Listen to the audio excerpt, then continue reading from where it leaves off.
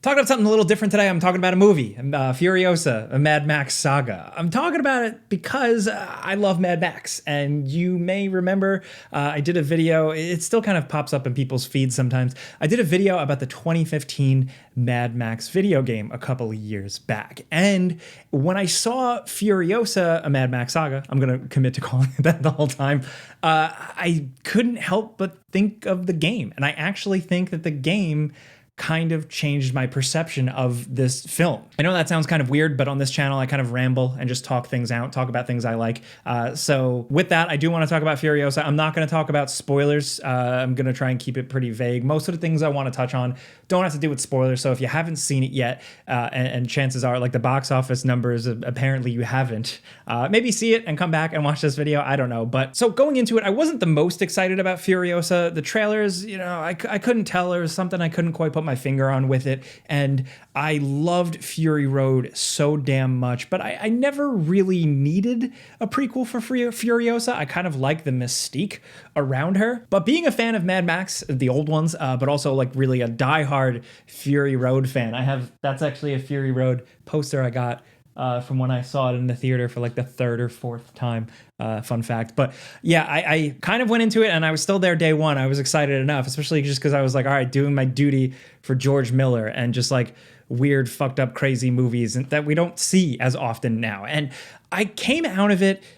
kind of not surprised, essentially. I liked it. It was a good time at the movies, but I found it to be nowhere near on the level of Fury Road. I think in terms of just pacing, which is, this is a different type of movie. So it's hard, man. I'm going to compare this to Fury Road. I can't help it. It is a different movie. It's sent out to tell a different type of thing, a different type of tale. But I just happen to prefer Fury Road. The way it was paced, the way it was constructed, the way it looks, the way it sounds. Furiosa, to me, felt like it fell short in a lot of those departments. But where it made up for things is in the lore, the exposition, just essentially the making good of a lot of the interesting little trinkets kind of like spread out throughout Fury Road. Just all the weird stuff, the universe building. Here, they go all in on it, and you get to see more of what's going on with Gastown, the Bullet Farm, Immortan Joe, and like his leadership and his sons and all that stuff. You get to see a bit more of that and how this world interacts. And what I like about it is that it did do world building and lore, right? And like, universe building, but it's felt relatively small. It's just like a couple of little shitty places with factions squabbling between one another, and then random people getting caught in the crossfire. Case in point here, young Furiosa. That stuff was awesome, and it did feel kind of just like slipping right back into Fury Road with just the world and everything. It was just like, ooh, it's good to be back.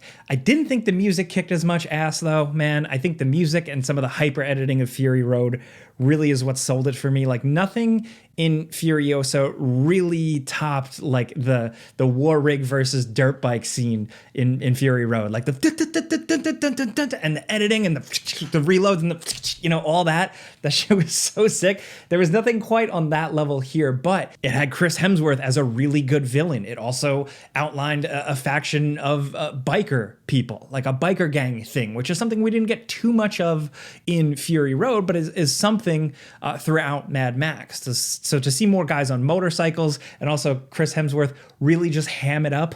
I don't know if he's like the most compelling villain in the world, but I'd say that he is very appealing in a weird way. And you can't help but just like every time he talks or every time he's on screen, you can't help but just kind of look and be like, what's this guy's deal, man? And that's kind of like a Mad Max thing from the original film, is you look at characters in these worlds and go, what is their deal, dude? What's going on there? And in terms of like the people in the movie, like great stuff all around. I think Anya Taylor-Joy is cool and very like mysterious looking in her own way. And I think that she did a good job kind of replacing Charlize Theron. I think that's not easy to follow, but I think it worked here for the most part. Her shaved head looked kind of weird. I think she wore a bald cap for it, or they did some digital stuff. I don't think she actually shaved her head, and I thought it looked a little weird, but she has a striking presence throughout. Like the face, the scariness of Furiosa with the oil smeared head. I thought it all just really worked, and I like that she didn't say a lot in the movie, man. Like it's kind of like a Mad Max thing. Like they're just going along this adventure. So I'm glad that it was similar. But also Tom Burke as Praetorian Jack. This dude I love this dude. I thought he was a good like addition to the story and with Furiosa, and I won't spoil that, but he was just cool as hell. And I like that he's kind of like, and you've seen him in the trailer, like he kind of is like the Mad Max archetype, but like in a different situation. I was just watching, I was like, this guy's sick. This guy reminds me of Snake. This is cool. And apparently, according to Hideo Kojima, he said the same thing. Put his tweet on screen here. Yeah, so hey, great minds think alike.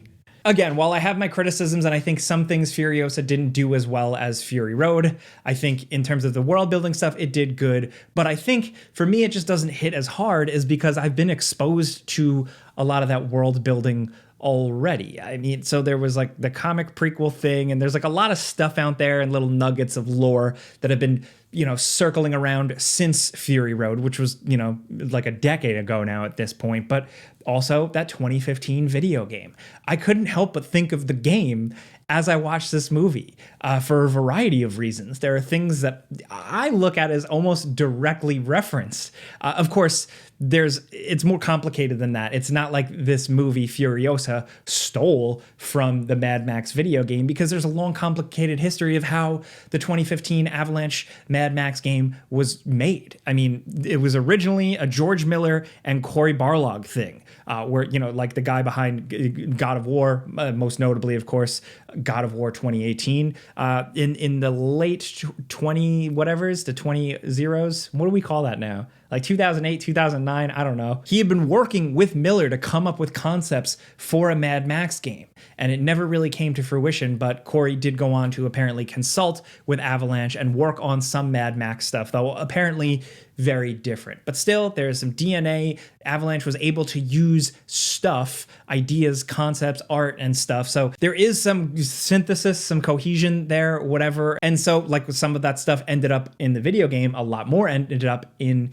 this new Furiosa movie. So for me, it just kind of felt like I was like, oh, well, I've actually spent more time in this world. I did get to know Gas Town a little bit more. I did get to see a lot more of what was going on. I did get to see what was going on with Immortan Joe's sons and stuff like that. But granted, it is different because the Mad Max 2015 game is not counted as canon. It's separate. Obviously there are references in it, and people wanted to think of it as kind of like a Fury Road connected thing. But like all Mad Max projects up until Furiosa, this was just its own thing. Another Mad Max adventure in another world with familiar elements, because that's how it's always been since the original movie. And during Furiosa, like press stuff, George Miller did go on record about the 2015 game. He said, and I quote, "We did have a video game made when we made Fury Road. We'd been asked many, many times to do one, and it wasn't as good as we wanted it to be. It wasn't in our hand.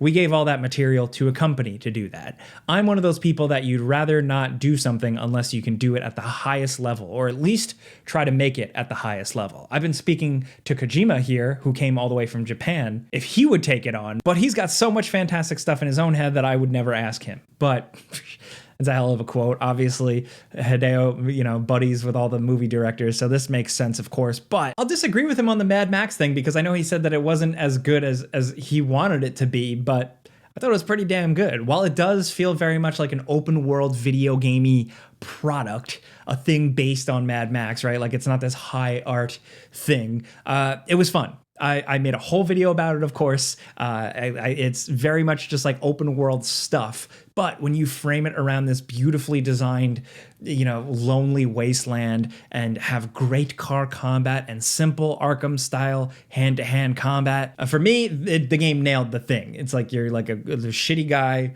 in a shitty car in a shitty world, and you're just adventuring, and it totally nailed that. So I think what I'm also trying to say is that between Mad Max Fury Road and Furiosa, I kind of had gotten my fill of the rest of that world. You know, again, it's not technically that world, but it's just spending time in a similar Mad Max thing that may have had some osmosis with Fury Road and Furiosa.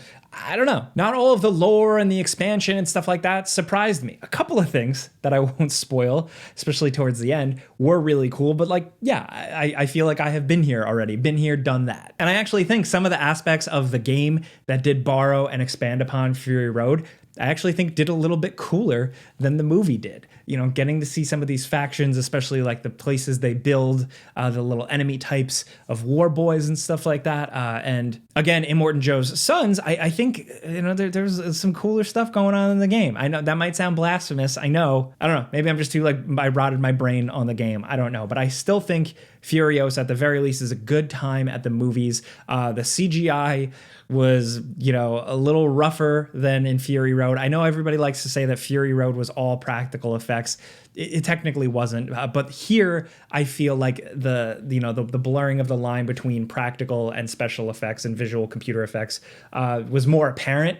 You noticed when a guy on a dirt bike wasn't really a guy on a dirt bike and he was just like a wiggly CGI man. That stuff I found a little distracting, but just a good, regular, old, solid adventure in a Mad Max world. I was happy to be back in this like Fury Road world for sure, and I'll always take more. But on the other hand, I like when every Mad Max movie is completely different. This feels like the first one where it's like, okay, we're continuing things a little bit. I thought they've always had the magic of being their own completely different thing, you know? So even though Furiosa is a prequel to Fury Road, at the very least, like genre and presentation wise, it is a very different movie from Fury Road, where Fury Road was just one big long chase scene.